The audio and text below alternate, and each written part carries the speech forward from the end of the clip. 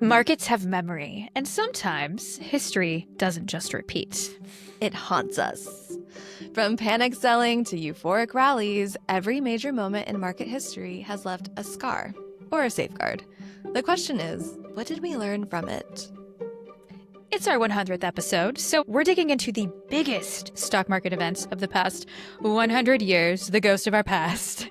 Not just the headlines, but the turning points that rewrote the rules, reshaped investor behavior, and still echo through markets today. Because it's like regulation, it changes, it's not the same. And if we ignore the past, we risk repeating its mistakes. We don't want the bad history to repeat itself. But if we study it, we walk into the future a little smarter and a lot less scared. So let's revisit the crashes, the recoveries, and the reforms that built the market we trade in today. This is Market MakeHer, and this is a herstory lesson worth investing in. Also, I'd just like to reiterate the fact that this is our 100th episode. Can you believe? I'm very proud of us. I cannot actually. So thank you, everyone who has been with us since day one and our new listeners. Everyone in between. Late nights are worth it. I can't believe we made it this far. Cheers. Yay. Thank you for going on this journey with me, Jessie. Thank you for teaching me all the things. You're welcome. You're listening to Market Maker, the self-directed investing education podcast that breaks down how the stock market works in a way that actually makes sense from her perspective. That's us. We're her. This podcast is teacher-learner style. I'm Jess and Skip. I act as the teacher. I've worked in the self-directed investing space for over 15 years and talk markets on CNBC, Fox Business, Yahoo Finance, the Schwab Network, Bloomberg, and Cheddar. All the places and going. Yes. And I'm Jessie This. My job is to make sure that everything actually makes sense, which means I'm not afraid to ask the questions that we're probably all thinking. That's right. And together, we're on a mission to make you fin-fluent, not fin-fluent. Let's rewind to one of the most infamous chapters in market history, the 1929 crash. Picture this. It's the roaring 20s, jazz is hot, flappers are cooler, and the stock market, it's soaring, like 6 times higher than it was in 1921, soaring. And everyone was getting in on the action. People were buying stocks with borrowed money, called buying on the margin, quote unquote, because, hey, stocks only go up, right? Until they didn't. In October 1929, party ended fast. Black Thursday hit first. Then Black Tuesday took things over the edge. Panic selling kicked in, and the Dow lost nearly half of its value in just a few weeks. Over the next few years, stocks dropped almost 90%. I wonder if that's where they got Black Friday from, because everything's cut down by, slashed the prices. That makes sense, actually. I never thought of that. Yeah. Huh. Well, it's hard to imagine. It wasn't just a market crash. It kicked off the Great Depression, which we're all very familiar with. Banks failed, businesses closed, and nearly 1 in 3 people were out of work. Yeah, there were no rules, almost no rules. Insider trading, there's market manipulation, zero transparency. It was the wild, wild west. So in response, when these things happened, the government stepped in. This is when we got some of the foundational stuff we still rely on today. The SEC was born to enforce transparency. Companies had to start sharing audited financials, and banks, they still got split up. No more risky investing with your grandma's savings account thanks to the Glass-Steagall Act. Didn't we talk about that in one of the Fed deep dives? We might have, but sounds familiar. Over-leveraging and extending yourself was the source of this problem. So what's the takeaway for us as self-directed investors? Yes, that's important. We're going to relate every single piece of this back to why it's important for us. Yes. The takeaway, don't get caught up in the hype and leverage. Buying on margin can backfire fast. Markets need guardrails, and the crash taught us why regulation matters. And maybe the most hopeful part, even after a 90% drop, the market did actually recover, though it took until 1954. So staying invested long-term matters. It does. It's tough, but a powerful reminder. Euphoria can be dangerous. I say that all the time. A euphoric market is just a dangerous state, but discipline, diversification, and time are on your side. All right. So after the chaos of the 1930s and World War II, the US economy hit reset in the best way possible. Enter the post-World War II boom, a time of growth, optimism, and yes, finally, a stock market comeback. So this was the Eisenhower rally. The war was over, soldiers came home, babies were booming, and so was the economy. People had pent-up demand. They were spending on homes, cars, TVs, even washing machines. And companies, they were making money. A lot of it. The market started to climb in the late 40s and took off through the 50s. The big milestone came in 1954 when the Dow finally passed its 1929 peak 25 years later. This was that full circle moment. And that's the Dow Jones Industrial, the indice. That was the first indice, right? It was, yes, that's right. That's back from lesson number 2 on the stock market. Okay, so stocks jumped around 45% that year alone. And by the 1950 or mid 1950s, the US economy was growing at a clip of over 5% a year. After decades of fear, Americans started to believe in the stock market again. But here's the thing that we need to think about. Recoveries, they don't happen magically. It was built on the foundation of regulation and stability, and that took some time. So remember all those rules that were set in the 1930s, SEC oversight, deposit insurance, and there was this rise of mutual funds thanks to the 1940 Investment Company Act, all that gave everyday investors more confidence, vehicles for diversification. See the theme? Yeah, so mutual funds must have really opened the door. Instead of betting everything on one stock, people could now invest in a diversified portfolio. Pension plans also help bring stock ownership to the middle class, which pension plans are a thing of the past, but Yeah, it's okay. but we're in the past right now. So Yes. So what's the takeaway we would say here, Jessie? I would say the market can recover from even the worst crashes, but it takes time. And smart regulation creates trust, and trust brings investors back. I kind of relate that to crypto right now. It being recognized by the SEC as an asset creates trust, thus rally. Interesting. Yes, smart regulation. Smart being the keyword. Right.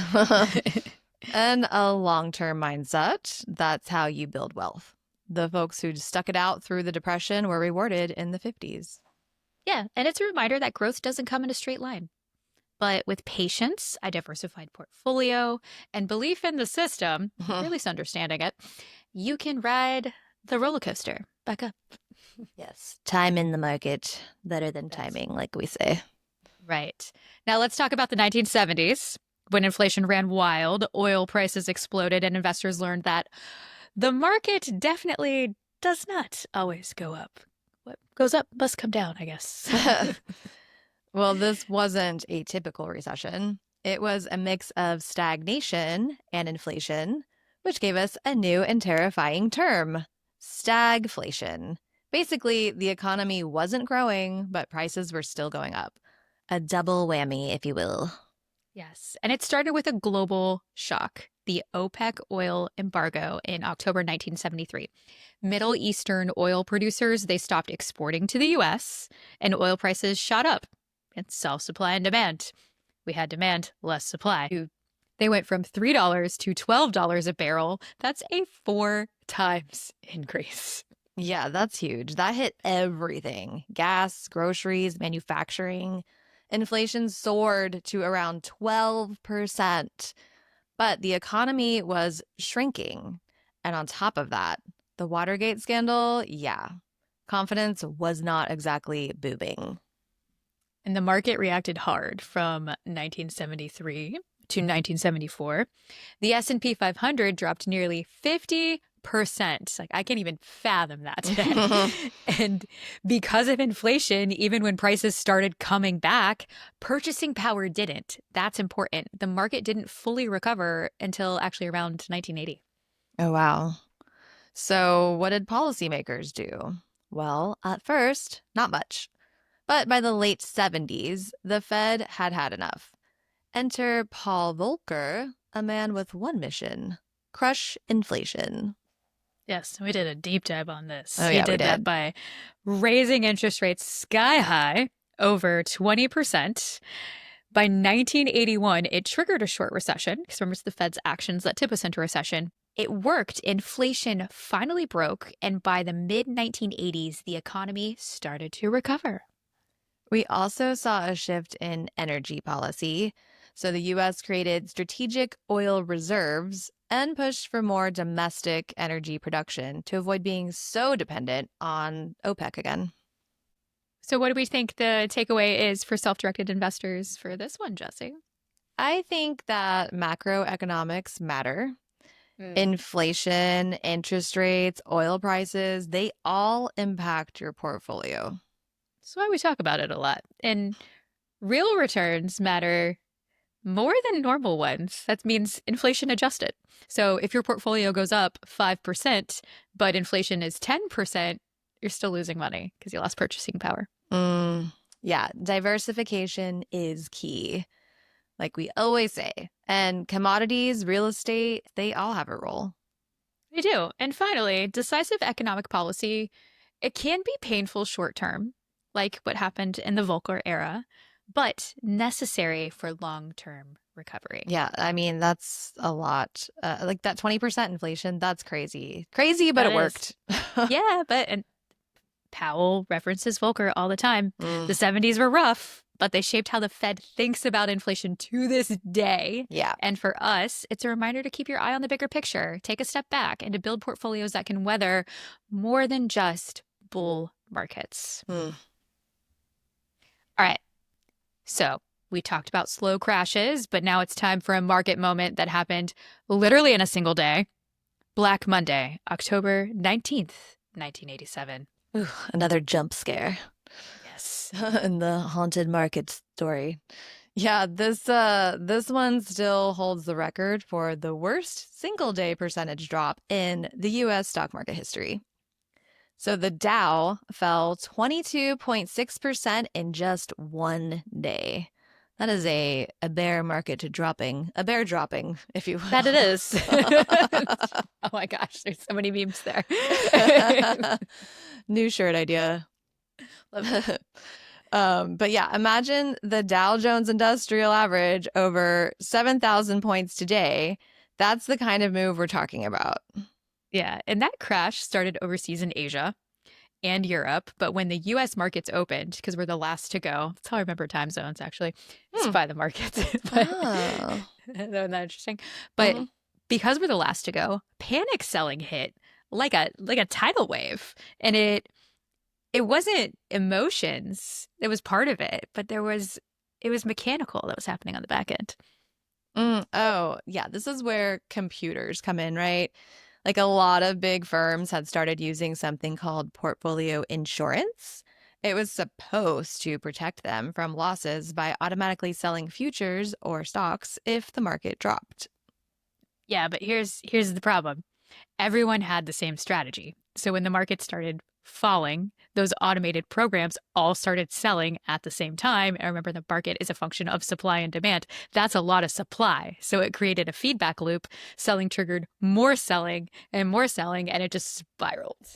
Yeah, what a mess. Right? There wasn't enough liquidity to absorb all of those orders. So market makers couldn't keep up and prices tanked. It was the perfect storm of fear plus flawed financial engineering. Not a great design.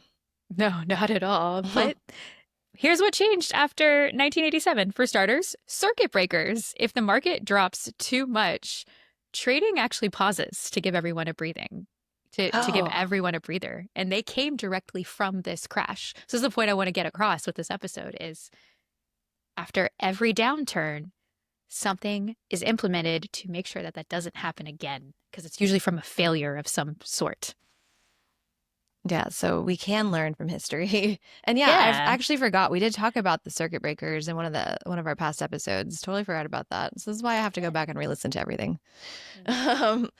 And it wasn't just in stocks, futures, which is another security that we have not talked about yet, and we will in season 3. And stock exchanges started coordinating. Plus, communication improved across global markets, so we're not all flying blind during this chaos.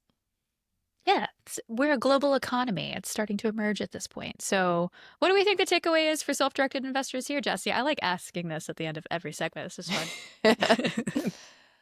Well, technology can be powerful, but it can also magnify risk. Oh, I feel like we can take that away for what's happening today for sure. Yeah, 100%, 1000%. Yeah, absolutely. A strategy can be sophisticated, but it doesn't necessarily mean it's safe. Herd behavior still exists, even with algorithms. Oh, yeah. That's a good one. Yeah. Yeah, the point is stay calm. The market dropped fast, but it also bounced back quickly.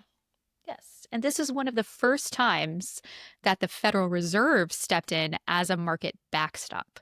Alan Greenspan reassured the public that the Fed would provide liquidity and help restore confidence. They inject liquidity today. Oh. Yeah.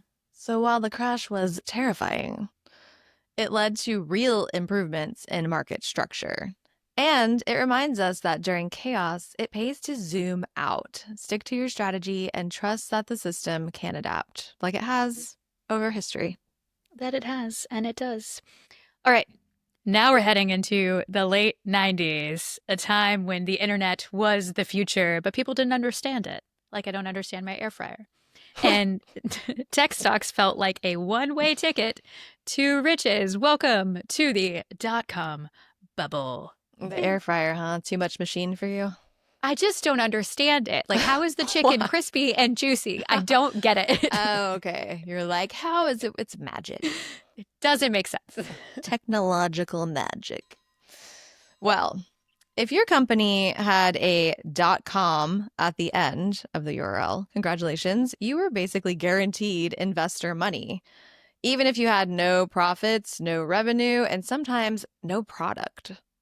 Yeah, people were literally in their garage and IPOing. So between 1995 and early 2000, the NASDAQ soared around 400%. IPOs were everywhere. People were quitting their jobs to day trade from home. The new economy was in full hype mode. Sound familiar? Mm-hmm. But underneath the hype, a lot of companies had no viable business models.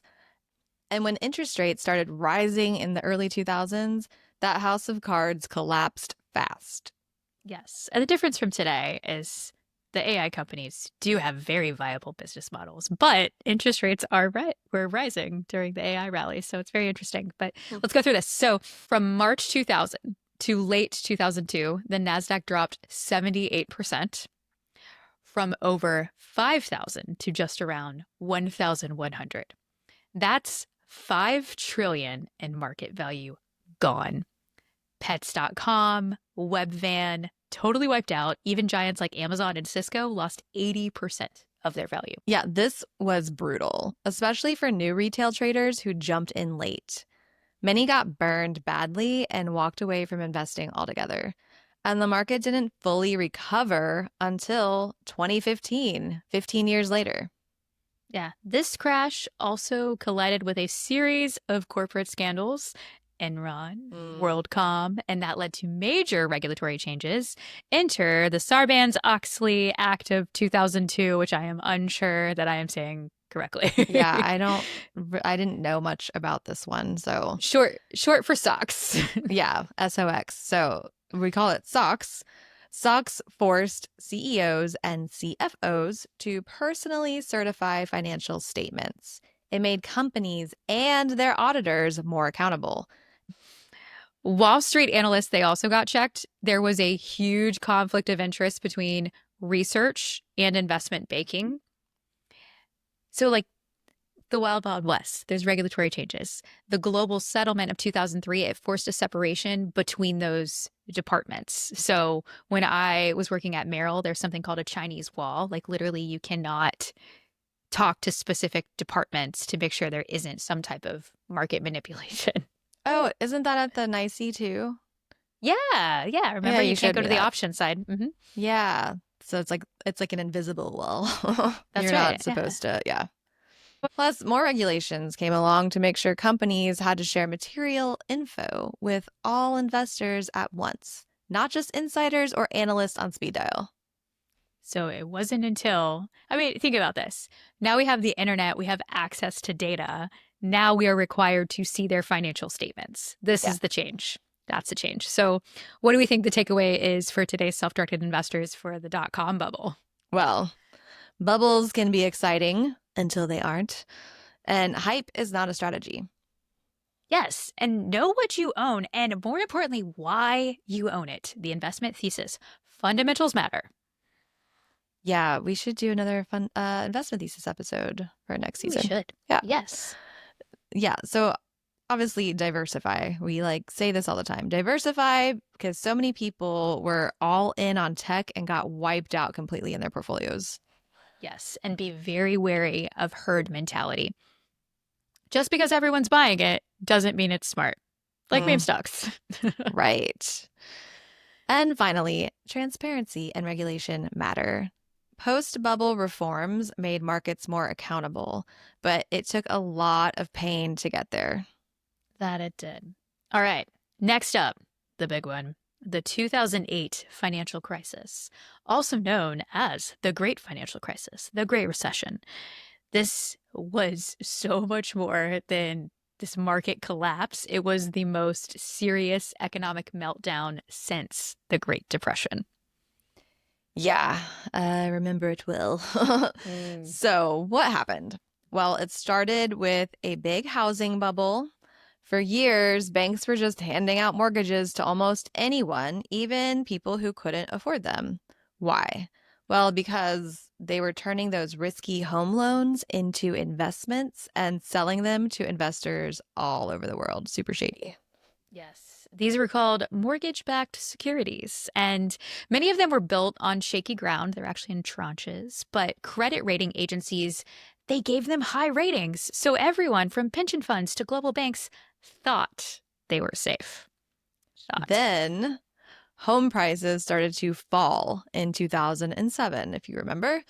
People couldn't pay their mortgages, defaults soared, and suddenly those safe investments were almost worth nothing. So the financial system started to unravel. And then in September 2008, things hit a breaking point. Lehman Brothers, a huge investment bank, filed for bankruptcy. AIG, a giant insurance company, almost collapsed, and then panic set in. Yeah. Credit markets froze. Banks stopped trusting each other. From late 2007 to March 2009, the S&P 500 fell about 57%. So retirement accounts were crushed. People lost jobs, homes, and savings. It felt like the system might have totally collapsed. Yep. And this is why your parents probably don't believe in the stock market right here. Yeah. So how did we respond? The government stepped in with emergency measures, bailing out banks, ensuring deposits, and slashing interest rates to zero. The Fed also began buying assets, a process called quantitative easing, and they injected cash into the system. This is Ben Bernanke's days. The good old QE. Oh, yes. And this is also when I started my career in finances. Right at this point in our timeline, it's July 2009. Jessica became an intern at Scottrade. Let's add that to history. Yes, that is a major market moment, if I do say so myself. Oh, it's happened. Thank you.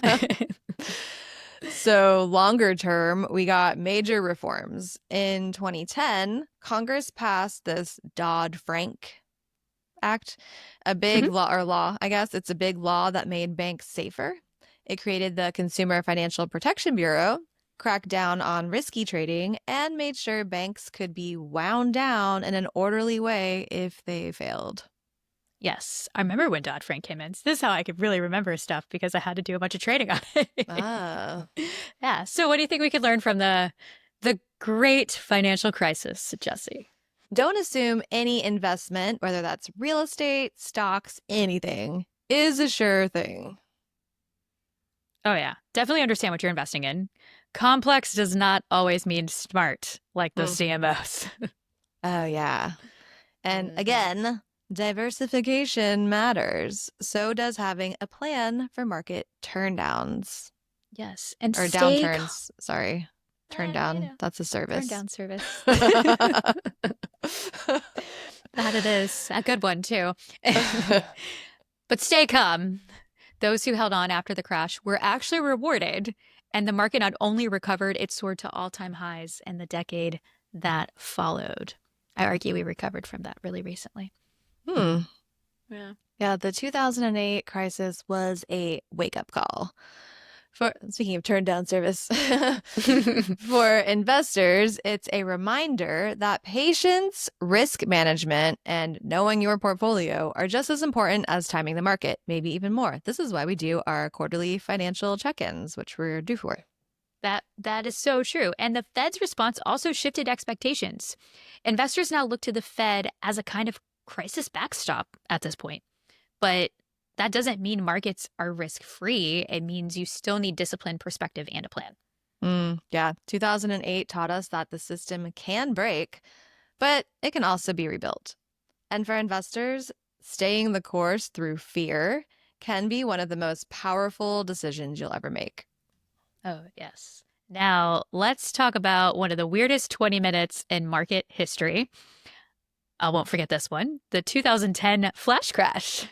Flash crash, you say? Yes. Let's talk about it. On May 6th, 2010, the market suddenly dropped fast. The Dow plunged nearly 1,000 points in under 10 minutes, then bounced right back just as quickly. $1 trillion vanished and then mostly reappeared within the same hour. That's crazy. Yep, it wasn't caused by news or earnings. It was actually a tech glitch. Meeting human panic at the same time. That was the moment. It was a large automated sell order in futures kicked things off. And high-frequency traders, who usually help smooth markets, bailed when things looked chaotic. So it was just this series of events that happened very quickly. Yeah, some stocks dropped to a penny, if you can imagine, and others shot to 100,000 a share. So liquidity disappeared, and it just showed how fast modern markets can spiral when algorithms react to algorithms, and humans are nowhere in sight. Yep, more technology, more problems. So what changed? We got something called a limit up and a limit down rule, which now pauses trading if a stock price moves too far, too fast. Circuit breakers were updated, and step quotes that allowed those wild prices banned, gone. Oh, so that's why the trading apps stop when things are getting like crazy and you can't do anything.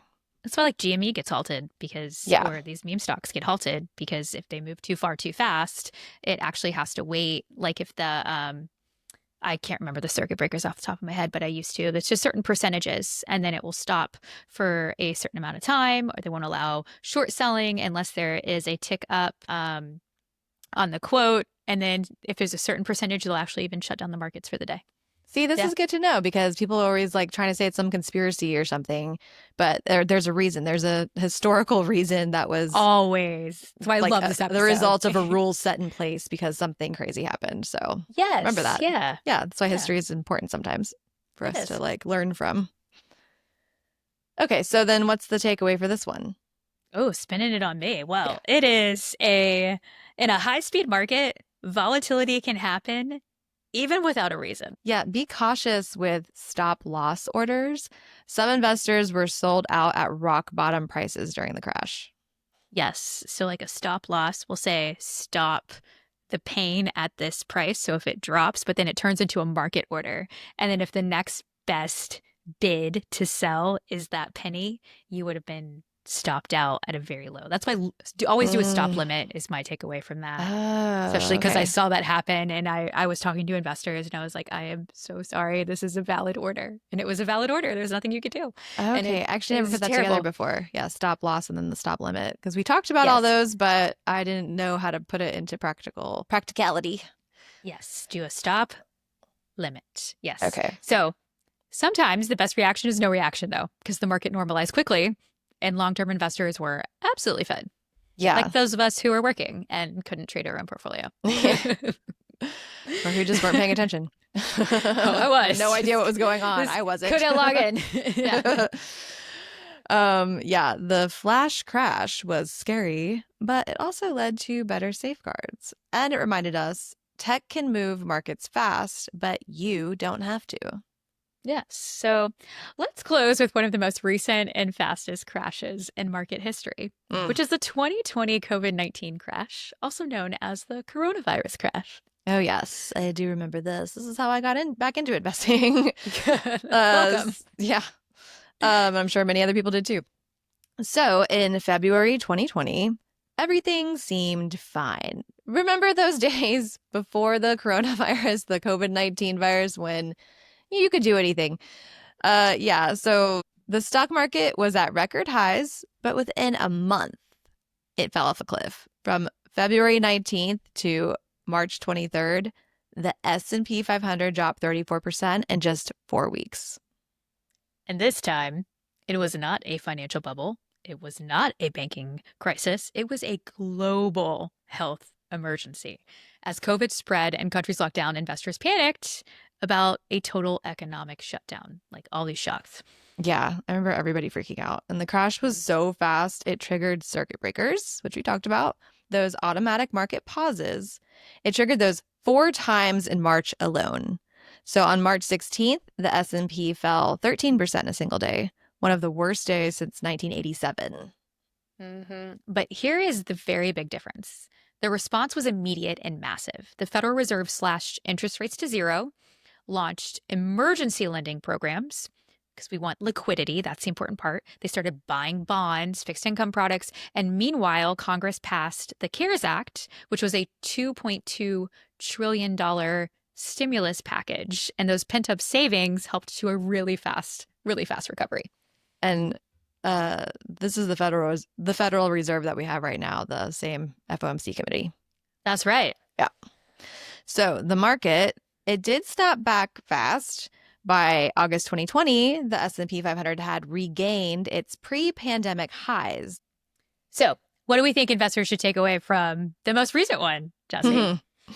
Well, crashes don't always have to come from within the financial system. Black swan events, as they're called, can strike from anywhere. Yes. And this is why it's important to have an emergency fund. So you're not forced to sell investments in a downturn, because they'll happen. Yeah. And you can resist the urge to panic sell, which I know a lot of people did. And those who stayed invested that whole time and didn't panic sell, they were rewarded quickly. Also, it's very clear policy matters. The Fed's fast actions and government support, they helped stabilize markets at that time, and that shapes how investors think today. Yeah, the 2020 crash reminded us that markets are resilient, and so are investors who stay disciplined, diversified, and focused on that long game. That's right. And you can see how, like, all the changes throughout history led to the quickest recession of all time. That's what it was. Like, quickest recovery. Yeah. And things are everything's compounding, inclusive of technology. And we're going through that right now. So I think there's a lot of lessons to take away. So we are learning. Yeah, as we a species. Are. That's right. Helpful. Yeah. Well, and each of these market moments, even if there were a crash or a comeback, left behind lessons that they still shape how we invest today. That's the takeaway. Yeah. They taught us the value of staying diversified, managing risk, and thinking long term, even when things get rocky. History doesn't repeat.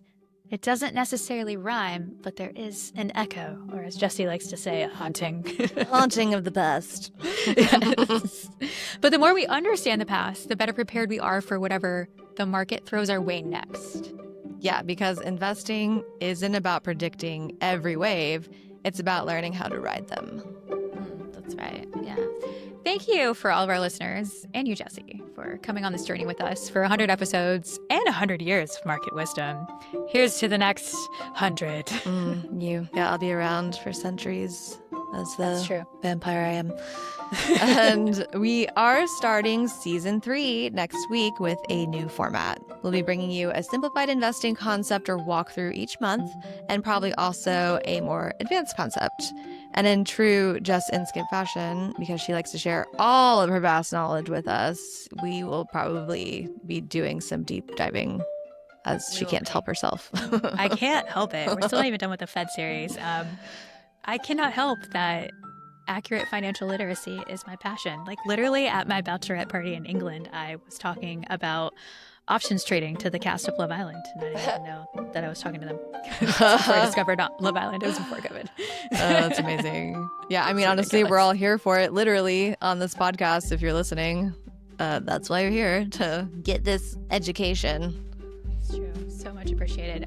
We would love it if you would leave us a review or share this podcast with someone. We want to get to, we always have been staying top 100 on the investing charts. Actually, I'm very thankful for that. We have been on the charts since we launched, which is literally, to our listeners, we couldn't have done that without you. It'd just be me and Jessie and our dogs.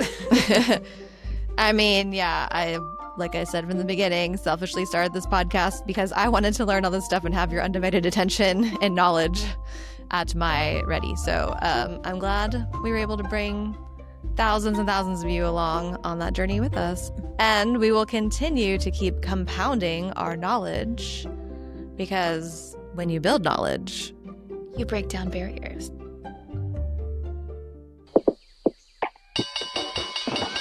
Remember, investing involves risk. There is always potential to lose money when investing in securities. MakeHer provides educational content and resources for informational purposes only. We are not registered financial advisors and do not provide personalized investment advice. Any information provided by MakeHer on our website or podcast is not intended to be a substitute for professional financial advice. MakeHer is not liable for any investment decisions made based on our content.